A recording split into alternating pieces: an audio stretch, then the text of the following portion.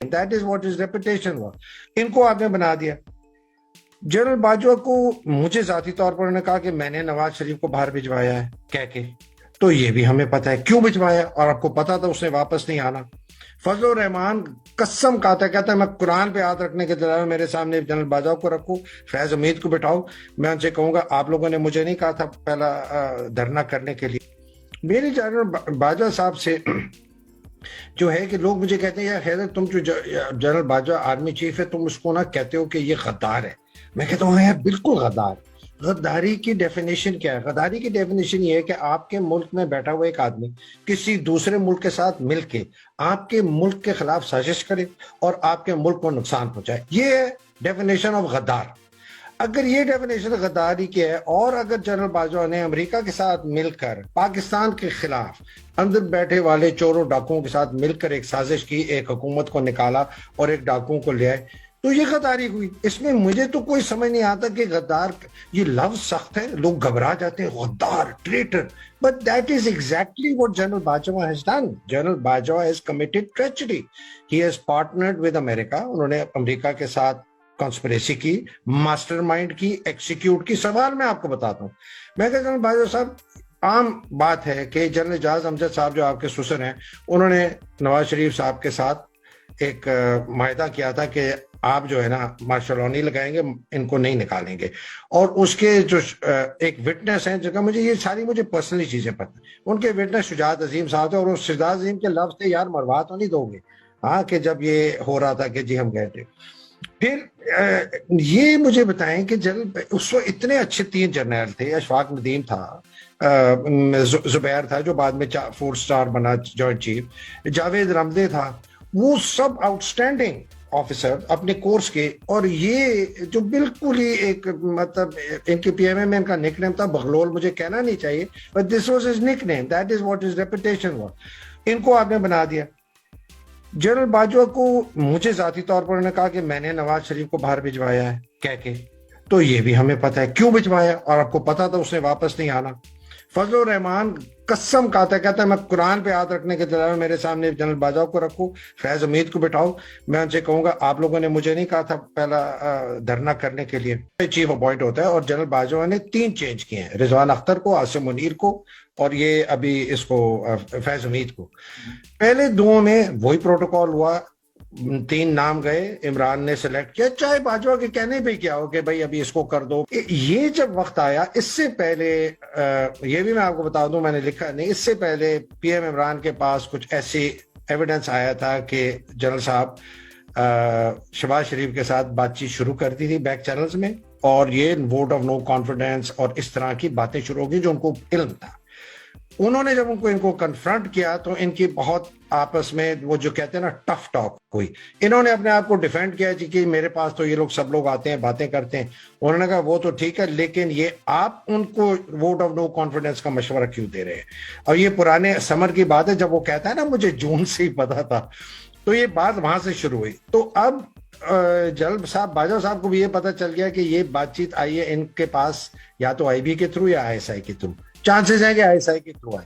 तो उन्होंने फैसला कर लिया कि फैज हमीद को निकालो, because Faiz is now more loyal to the prime minister than he is to the army chief. और फैज को होना भी चाहिए, आईएसआई का चीफ जो है वो पीएम को रिपोर्ट करता है, आर्मी चीफ को नहीं करता, आई मीन टेक्निकली। तो हुआ ये कि इनका हो गया, पेचा पड़ गया। जब पेचा पड़ा तो इन्होंने कहा कि जी मैं तो नहीं चेंज करूंगा, आप इसको रहने दे। इमरान को पता था कि अगर मैंने फैज गया तो मेरी जो एक इंसाइट है इनटू व्हाट इज हैपनिंग वो खत्म हो जाएगी। वो अपने सर्वाइवल के लिए कर रहा था फ्रैंकली। तो झगड़ा हो गया। उन्होंने बड़ी कोशिश की, मैं छोटी बात करता हूँ, उन्होंने बड़ी कोशिश की कि वो किसी तरह वो नहीं रहे। फिर एंड में इमरान गेव इन। इमरान ने अपने एमएस को कहा, ये मैं this is again first hand information, Imran से नहीं है, मुझे कहीं और से। एमएस ने फोन किया इनके एमएस को और कहा कि भाई आप फैज हमीद की पोस्टिंग ही हैज अग्रीड आप कर। अब इनको यही वही प्रोसेस फॉलो करना चाहिए था जो पहले था। 3 नाम लेके आते प्राइम मिनिस्टर के पास और कहते जी इनमें से 3 चलो ये नदीम अंजुम है, इसी को आप हाँ कर दें, वो कर भी देता, शायद नहीं किया। उसने उसी दिन शाम को 6:30 या 7 बजे जैसे ये फोन आया ना इमरान के एमएस का इसके एमएस को, उसने उसी दिन शाम को अनाउंसमेंट करके नई अपॉइंटमेंट बना के और मीडिया को रिलीज कर दी Imran only found out through the Priya. तो ये जो सवाल मैं उठा रहा हूं ना कि भाई ये आप तो ऑलरेडी आपके हाथ रंगे गए थे। General Bajwa was already in play to get rid of Imran starting last summer. मुझे ये बताएं, अली वजीर, मंजूर पश्तीन, इतनी उन्होंने फौज को गालियां दी, इतना बुरा भला कहा कि फौज कहती थी जे इनको तो जो है ना कत्ल कर दो, इनको तो लटका दो। उन्हीं दो को लाए और वो जो 2 वोट ज्यादा पड़े हैं ना 174, वो इन 2 बंदों के वोट, इमेजिन करें। और अली वजीर जेल में था, जेल से निकाल के लाया। तो किसके पास इतनी ताकत थी उस वक्त? तो वजीर आजम था ही कोई नहीं। Who had the power? फौज का।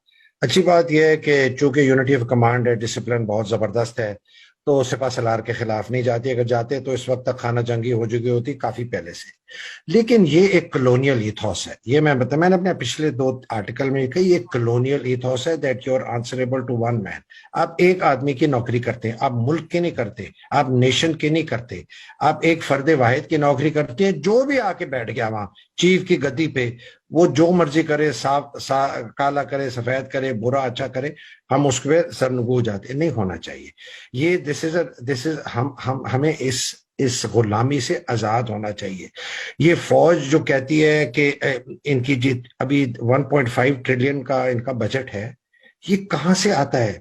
ये लोगों के खून पसीने की कमाई से ये हम फौज को उनकी तनख्वाहें देते हैं, उनकी वर्दी देते हैं। ये तो एक बटन अपने इनकी जात के पैसे की नहीं होती, तनख्वाह से पैसे होते हैं, वर्दी आती हैं, हथियार आते हैं, सब कुछ करते हैं।